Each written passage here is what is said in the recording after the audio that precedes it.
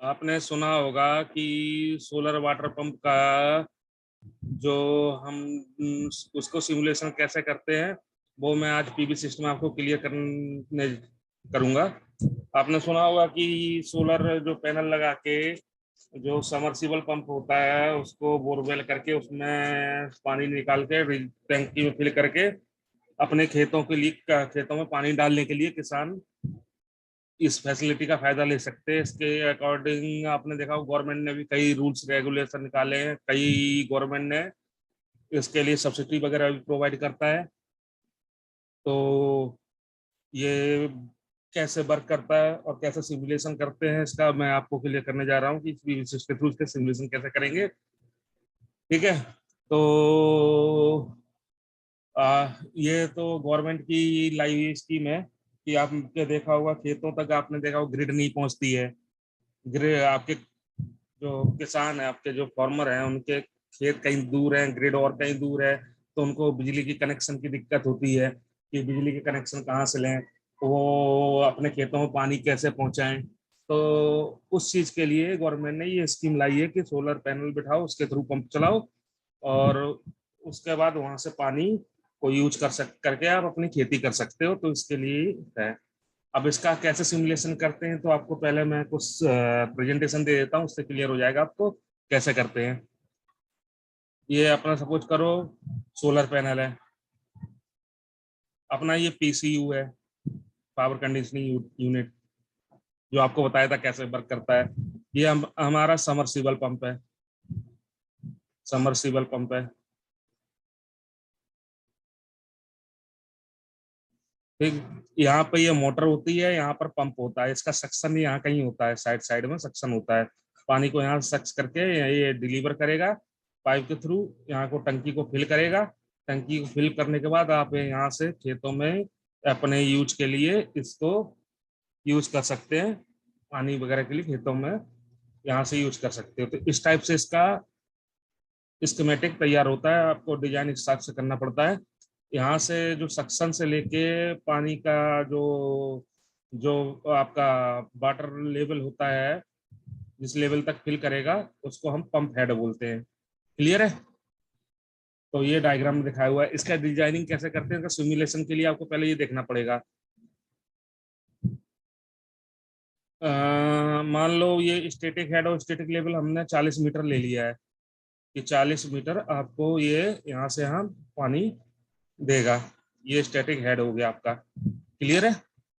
आपकी जमीन मान लो मतलब कितनी भी अवेलेबल है, आपको वो कैलकुलेशन करना पड़ेगा कि आपको कितने एकड़ के लिए कितना MQ पानी लगता है।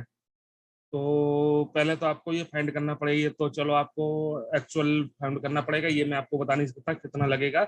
पर मैं तो ये अंदाजे से बता रहा हूँ कि इतना पानी MQ एक एकड़ एकड़ में लगेगा। 1 एकड़ में मैं मान के चलता हूँ 40 MQ पानी लगेगा आपको खेती सिंचाई वगैरह के लिए। तो हाइट ऑफ ओवरहेड टैंक क्या है, ये टैंक की हाइट है 7 मीटर, मान लो 7 मीटर लंबा टैंक है। ठीक है। हमारा जो फील्ड एरिया है वो 30 एकड़ मैंने मान लिया। ठीक है। 4 MQ मान के चला, मैंने कैलकुलेशन किया हुआ है। तो 40 ही किया मैंने। अच्छा 40 ही किया, 40 नहीं, 4 नहीं किया, 40 किया कि 1 एकड़ के लिए आपको 40 MQ की पर डे पानी की जरूरत पड़ती है। तो आपको टोटल जो 30 एकड़ लिया तो उसके लिए कितने की जरूरत पड़ेगी, 1200 की MQ की।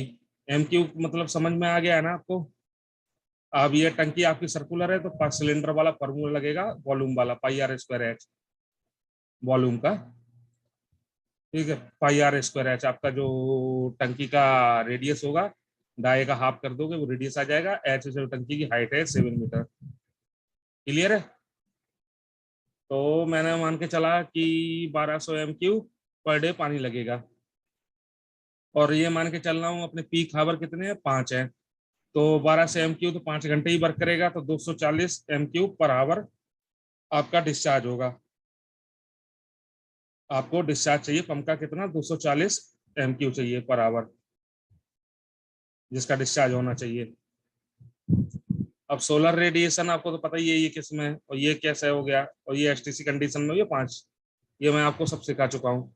अब डाया ऑफ इंच कितना यूज करना है, तो ये एक स्टैंडर्ड है,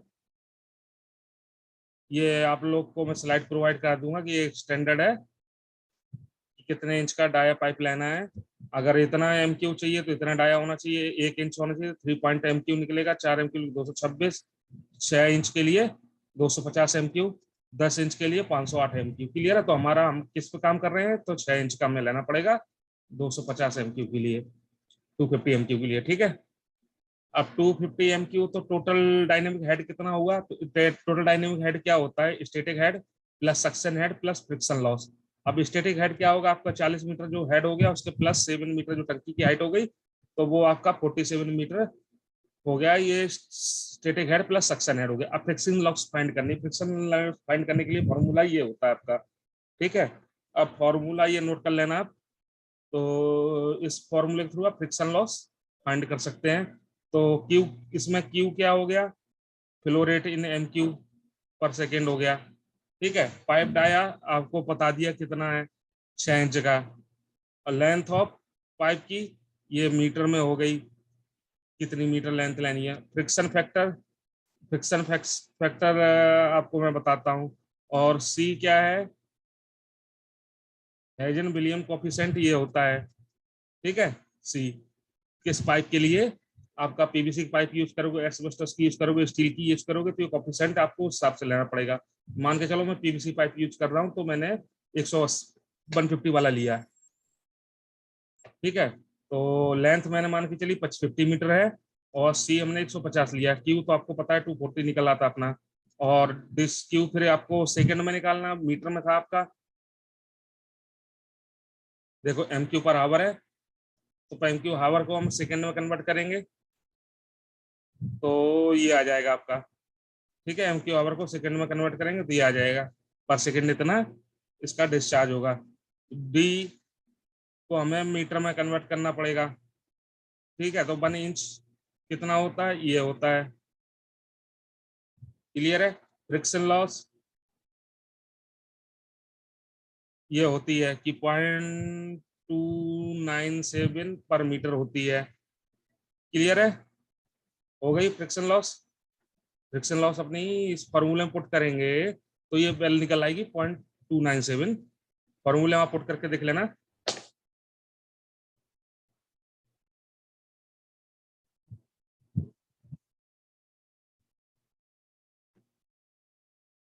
क्लियर है? तो आपकी फ्रिक्शन लॉस ये हो जाएगी, 1 मिनट, ठीक है, फॉर्मूले में पुट करके देख लेना। ठीक है, तो टोटल डायनामिक हेड कितना हो गया, 47 पहले ही था, उसमें 297 जोड़ दिया, तो आपका टोटल डायनामिक हेड इतना हो गया। क्लियर है कि क्या हो जाएगी।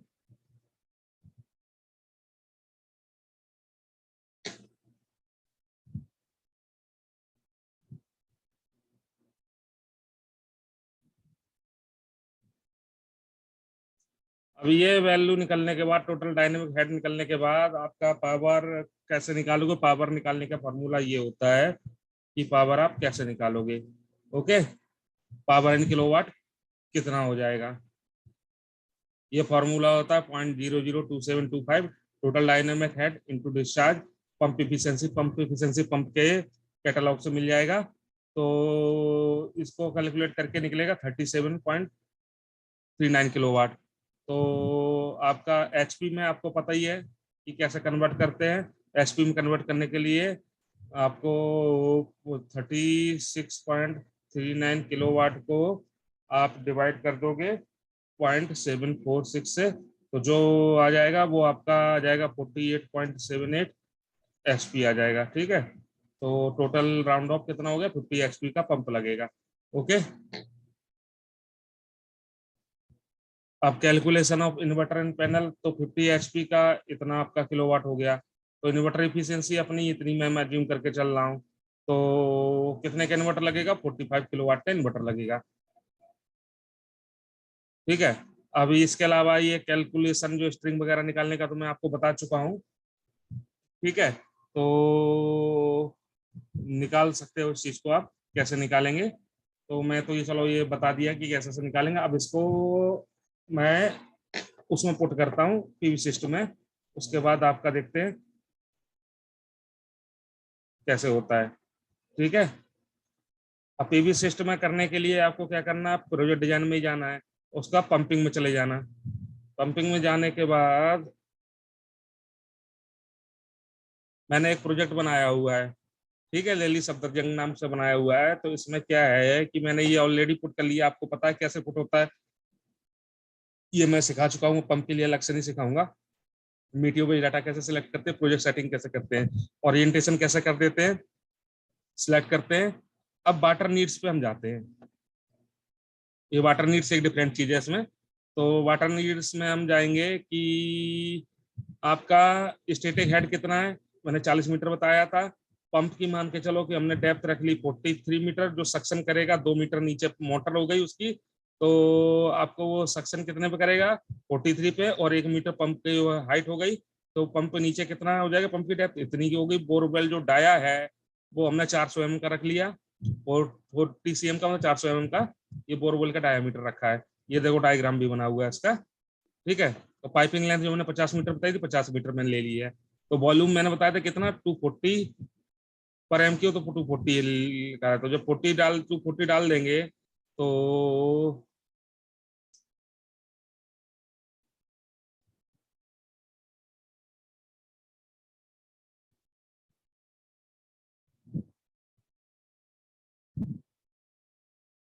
देखो मैंने 100 डाला तो ये ऑटोमेटिक ले लिया। अब मैं इसको 240 डाल दे रहा हूँ तो ये ऑटोमेटिक देखो ले लेगा वैल्यू को। ठीक है। तो आपको इस हिसाब से इसका ये कर देना, ऑटोमेटिक उठा लेगा।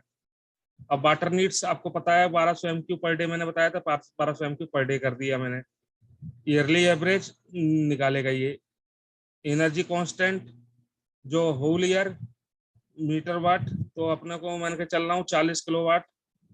ठीक है, होल ईयर चाहिए। Well depth, well static depth, sorry well static depth है ये। ठीक है, कितना मैंने बताया था वो 40 मीटर अपना बेल स्टैटिक डेप्थ था, ये ऑटोमेटिक निकाल देगा। तो ये बस एक हमें करना पड़ता है चेंजेस, उसके अलावा कुछ नहीं। उसके बाद सेव करके ओके कर देना। उसके बाद सिस्टम मैंने यहाँ पे 60 किलोवाट का लिया हुआ है, ये थोड़ा ज्यादा का रखा हुआ है मैंने। देखो 60 किलोवाट पीक का रखा हुआ है। ठीक है। और 60 किलोवाट का पीक का ये रखा हुआ है मैंने। हाँ। अब इसके बाद आपका ये आता है, देखो पंप डेफिनेशन में मैं गया। पंप डेफिनेशन में मैंने क्या किया कि मैंने किसी भी कंपनी को उठा लिया, डेप का उठा लिया, मुझे आइडिया नहीं डेप कौन सी वो है। ठीक है। पंप इन सीरीज एक ही लिया, पंप इन पैरेलल एक ही लिया, मुझे पंप दो तीन नहीं रखने, मैंने एक ही पंप 37 किलोवाट का ले लिया मैन्युफैक्चरर से। ठीक है। उसके ये देख लो हेड क्या है, 40 से लेके 67 मीटर तक का हेड है। देखो समरसीबल पंप है, क्लियर है। तो मैंने ये उठाया। ठीक है। तो देखो उसका फ्लो रेट कितना रहा है, 205.8 MQ/हावर है। हेड कितना ये लेके चल रहा है, कैलकुलेशन टूल से ऑटोमेटिक आएगा आपका पावर ये इतना कंज्यूम करेगा। क्लियर है। ये सेंट्रीफ्यूगल पंप है, मोटर एसी मोटर क्रैप सेल्ड है। इसका देखो वाट जो है वो है, वोल्टेज इतना और करंट इतना। हेड मैक्सिमम मिनिमम देख सकते हो क्या है, ये आप देख सकते हो, ये ऑटोमेटिक आएगा आप सिलेक्ट करने के बाद। उसके बाद उसके हिसाब से ये ऑटोमेटिक पावर आ जाएगी कितने किलोवाट का है। सोलर पैनल लगेगा तो ये ऑटोमेटिक करके देगा कि देखो ये ये चूज किया, तो उसके हिसाब से ये कितने का आपको वहां पे किलोवाट पावर का प्रोजेक्ट लगाना है, क्योंकि वो डे ऑफ ऑटोमनी कितना ले रहा है, 4 ले रहा है, 4। ठीक है। 4 दिन के लिए रिक्वेस्टेड ऑटोमनी क्या है, होता है कि 4 के लिए कर रहा है। ठीक है।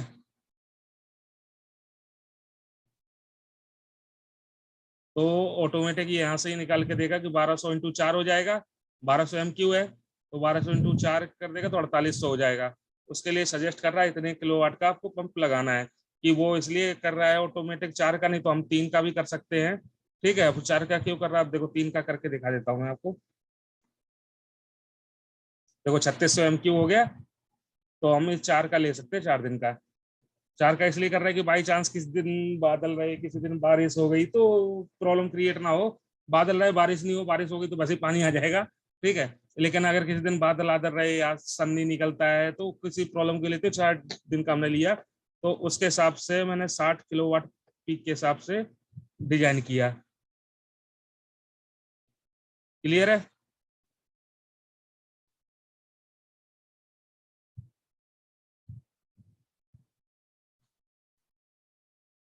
ये देख सकते हैं आप। ये देखो, MPPT AC inverter controller mode कौन सा ले रहा है, shift the controller mode and the controller universal controller armature से मैंने 1000 वाट का उठाया हुआ है। ये देख सकते हैं, कोई एरर नहीं है। नंबर ऑफ मॉड्यूल इसने बता दिया कितना एरिया कितना लगेगा, और अपने को कितना मैक्सिमम पावर मिलेगी, 45 किलोवाट पीक की मिलेगी, और एसी में इतनी मिलेगी 40 किलोवाट की मिलेगी आपको। क्लियर है?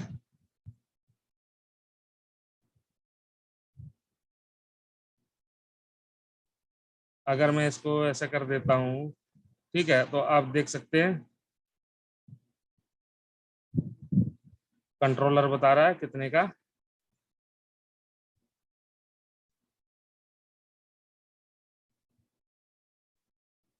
देख लो, controller power is slightly oversized है, ठीक है। तो मैं ये भी कर सकता हूँ, ठीक है, ये वाला इन्वर्टर भी यूज कर सकता हूँ।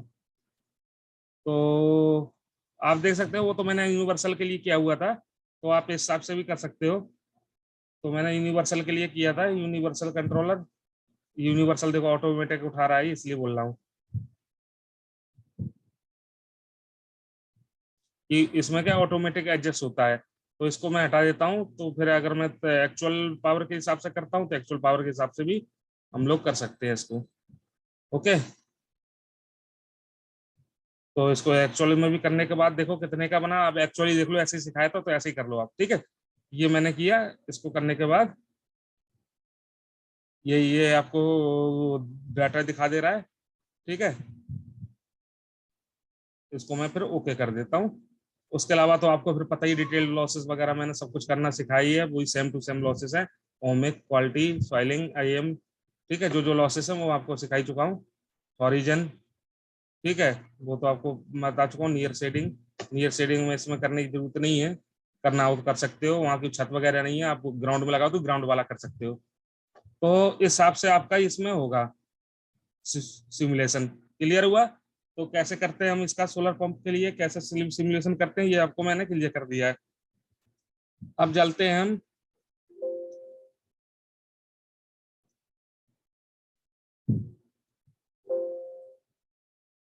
अब मैं जाता हूँ स्टैंड अलोन प्रोजेक्ट में। अब स्टैंड अलोन प्रोजेक्ट का भी मैंने कर रखा है, पुणे का किया हुआ है, ठीक है। वो तो आपको पता है कैसे कैसे सिलेक्ट करते हैं, इसमें क्या डिफरेंस हो जाता है, ओरिएंटेशन तो वही सेम चीज हो जाती है। इसमें यूजर नीड्स हो जाती है। यूजर नीड्स में क्या होता है कि आप ऐसा डाल सकते हो, क्लियर है, कि 6 नंबर आपकी कितनी है, लैंप है, 1 नंबर टीवी है, 1 नंबर डोमेस्टिक एप्लीकेशन, कुछ भी लिख सकते हो आप अपने मन से। तो मैंने अपने मन से लिख लिया कितना पावर का है, तो कितने घंटे यूज करते हैं, तो वो हमने लिख के टोटल कर दिया। जैसे हमने बैटरी साइज कैलकुलेशन आपको बताया था, तो battery size calculation 2008 watt hour per day निकला। टोटल मंथली एवरेज कितना निकल गया कि 30 दूनी 60 हो गया, 3 इंटू 30 इंटू 2, तो ये आ जाएगा kilo watt hour per month आ जाएगा। क्लियर? और इसमें हावरली को आपको ऐसा करना है, इसमें मत करना कि आवर कितने करोगे, 4 आवर 3 आवर, आप इसमें कर सकते हो, ठीक है। मैं अब इसको थोड़ा घंटे में बढ़ाना चाहूँ तो ऐसा बढ़ा सकता हूँ। ये देखो 5 आवर हो गया, इसको मैंने कम कर दिया, ठीक है। अगर बढ़ाना है तो ऐसा कर सकते हो, कहाँ कहाँ यूज करना तो इसको टिक कर दो आप, तो वो ऑटोमेटिक आपको लेता जाएगा कि कौन से घंटे आप यूज कर रहे हैं, कौन से घंटे नहीं कर रहे हो, तो वो ऑटोमेटिक लेता जाएगा। क्लियर है? तो इसमें ये लोड प्रोफाइल होती है, और तो सब सेम चीज है। आपने ये लोड प्रोफाइल कर दिया, अब टोटल उससे निकल के आ गया कि कितना हो गया, तो अपने कितनी यूनिट हो गई, कितनी यूनिट हो गई। अब इतनी यूनिट को हम 4 से डिवाइड कर सकते हैं, तो कितने से वो बन जाएगा, प्रोजेक्ट कितने का लगेगा, तो वो हम लोग डिसाइड कर सकते हैं। तो सिस्टम में जाएंगे, तो सिस्टम में वो क्या करेगा, स्पेसिफाई यूजर नीड्स से चलेगा जाएगा। ठीक है, आपका देखो सिस्टम समरी वगैरह ये सब आ गया। आपको क्या करना है, ये तो उसका डायग्राम हो गया। ये हमने पीवी अरे, स्टोरेज आपका कितना आ गया, बैटरी रखने की है तो बैटरी का तो मैंने आपको सिखा दिया कैसे कैसे करते हैं बैटरी का। तो बैटरी से हम ऐसा कर सकते हो। और 0.5 किलोवाट पावर का हमने प्रोजेक्ट लगाया हुआ है। आप कितना का बड़ा भी कर सकते हो, ऐसा कुछ नहीं है। ये बैटरी मैंने लिए और पीवी अरे मैंने लिया अवेलेबल 200 वाट का। तो कितने हो गए देखो, एक सीरीज में हो गया, दो नंबर बन गए, तो उस हिसाब से वो कर दिया इसने डिजाइन। पॉइंट वाट को क्यों लिया, क्यों मैं उसको जो 63 को 60 को मैंने 4 से 4.5 5 से डिवाइड कर दिया। तो कितना हो गया,